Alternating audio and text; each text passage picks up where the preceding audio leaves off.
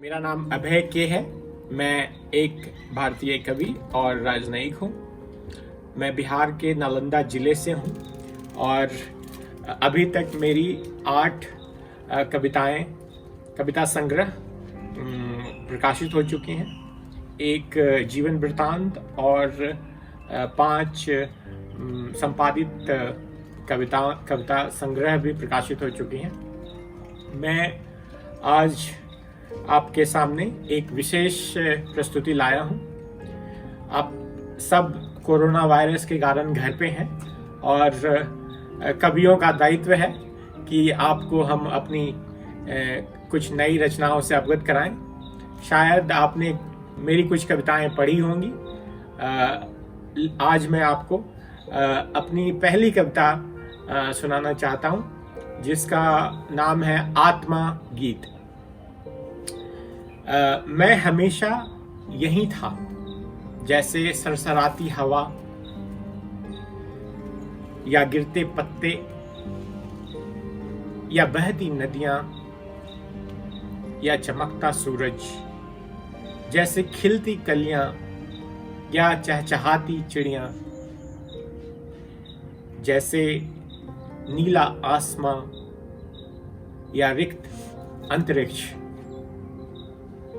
मैं न कभी जन्मा न मैं कभी मरा। मैंने एक पृथ्वी गीत की भी रचना की है और वो करीब 50 से ज्यादा भाषाओं में प्रकाशित है। पृथ्वी गीत। अलौकिक उपवन नीला मोती, यह सृष्टि में सबसे सुंदर अपना ग्रह। सब द्वीप, सब सागर, सब वनस्पति, सब जीव बराबर।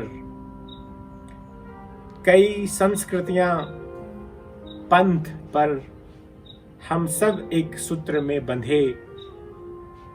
यह धरती हमारा घर, हम इसकी संतान। सब लोग, सब राष्ट्र, सब एक समान। सबके संग एक के संग सब हम, साथ साथ फहराएं आओ नीली धरती का परचम। ये जो 2 कविताएं थी, मेरी एक कविता संग्रह है संपादित the Bloomsbury anthology of great Indian poetry, इनसे थी। मैं अब कुछ कविताएं आपको कैंडलिंग द लाइट से सुनाना चाहता हूं, जो कि यस प्रकाशन द्वारा प्रकाशित है। आदमी क्या है? एक कठपुतली के सिवाय, तकदीर के तारों के इशारे पर नाचता। सुख दुख, जीवन मरण, अभी और अनंत, बचे रहने और विलुप्त होने, आजादी और गुलामी के बीच झूलता हुआ। पर कभी कभी जब त्रासदी आती है और आदमी अपने परे देखता है, आशा और दृढ़ता के साथ, आस्था और धारणा के साथ, तकदीर भी एक मोड़ ले लेती है। आज हमें इसी आस्था और धारणा की जरूरत है कि हम कोरोना वायरस के प्रकोप से बचें, घर में रहें। दादी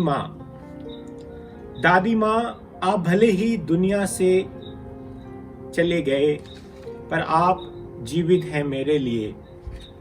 चमकते सूर्य में, दीप्त चंद्र में, टिमटिमाते तारों में, बहती हवाओं में, बारिश की टिप टिप करती गिरती बूंदों में, परियों की कहानियों में, पहली बारिश के बाद गीली मिट्टी की खुशबू में, बाग के फले अमरुदों के फलों में,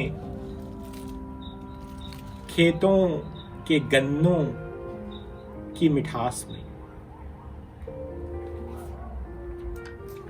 आपको मैं कुछ कविताएं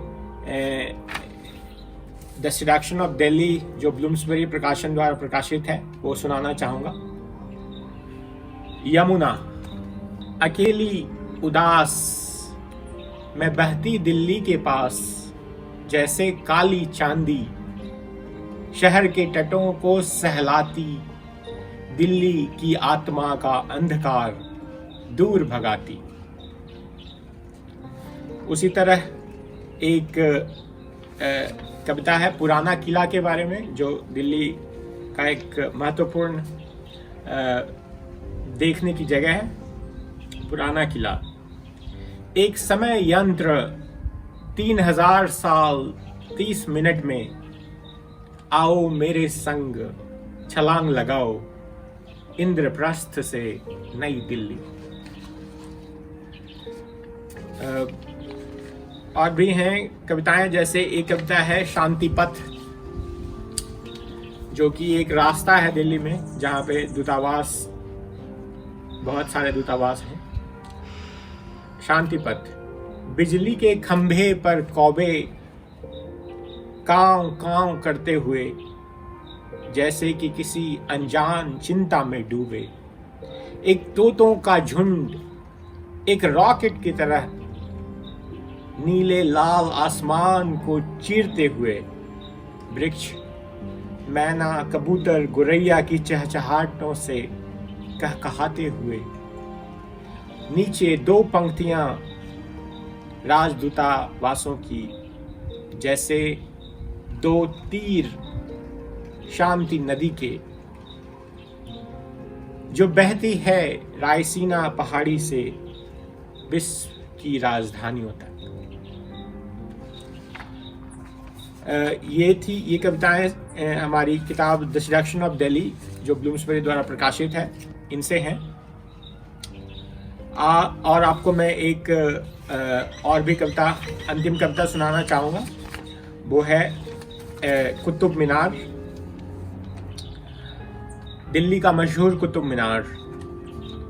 आसमान में उभरती एक कविता, एक बेजोड़ उड़ान या एक पर्व, समय को एक श्रद्धांजलि, विजय की एक मीनार या एक सुलेखित चमत्कार। आप सबको बहुत बहुत धन्यवाद मुझे सुनने के लिए। और भी कई साथी यहाँ हमारे जो साहित्यकार साथी हैं आएंगे, आपको कविताएं सुनाएंगे, आपको खुश रखेंगे। आप साहित्य आज तक से बने रहें। बहुत बहुत धन्यवाद।